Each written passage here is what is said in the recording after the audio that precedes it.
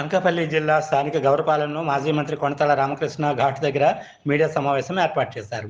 ఈ సమావేశంలో ఆయన మాట్లాడుతూ, ప్రజలు జగన్మోహన్ రెడ్డి ప్రభుత్వానికి రాష్ట్ర ప్రజలు ఏ ప్రభుత్వానికి ఇవ్వలేని మెజారిటీ ఈ ప్రభుత్వానికి ఒక అవకాశం ఇచ్చారని, కానీ దాన్ని ముఖ్యమంత్రి జగన్మోహన్ రెడ్డి సద్వినియోగం చేసుకోలేదని మీడియా ద్వారా తెలిపారు. స్వర్గీయ వైఎస్ రాజశేఖర రెడ్డి కన్నీరుగా ఆయన చేసిన అభివృద్ధి బాటలను ఈ ప్రభుత్వంలో పూర్తి చేస్తారని ఆశాభావం వ్యక్తపరిచారు.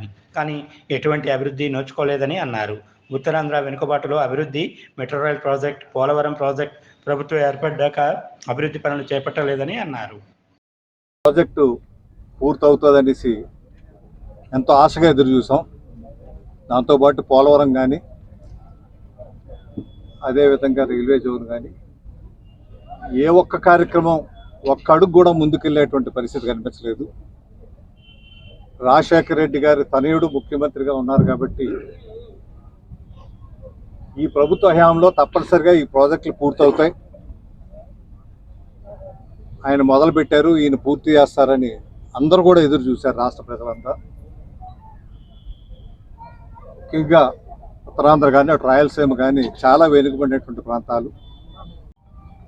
ఇవన్నీ సరిపోవని చెప్పి మనం ఎంతో ప్రతిష్టాత్మకంగా గర్వంగా విశాఖ ఉత్తరాంధ్ర అనేసరికి మనం steel plant, Visakha steel plant గర్వంగా మనం చెప్పుకుంటాం. స్టీల్ ప్లాంట్ మన దగ్గర ఉందని చెప్పుకుంటాం.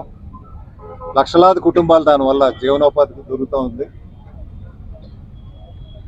32 మంది ప్రాణ త్యాగాలతో ఎంతోమంది ఆహర్నిశలు నిస్వార్థంగా ప్రయత్నాలు చేసి ఆ ప్రాజెక్టు తీసుకొస్తే ఇప్పుడు ఆ ప్రాజెక్టు ప్రైవేటీకరణ దిశగా బాటలు వేస్తూ ఉంది.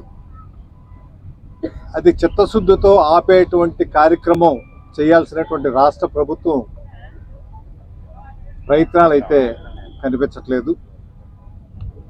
ఏదో నామక ఎక్కడైనా మాట్లాడుతున్నారేమో కానీ చిత్తశుద్ధితో ఇది ఆపే ప్రయత్నం చేయట్లేదు. ఎందుకంటే ముఖ్యమంత్రి గారికి, ప్రధానమంత్రి గారికి రాజకీయాలకు అతీతమైనటువంటి అవినాభావ సంబంధం ఉందని స్పష్టంగా ముఖ్యమంత్రి గారు వేదిక మీద నుంచే, ప్రధానమంత్రి గారు ఉంటున్న వేదిక మీద తెలియపరచడం జరిగింది.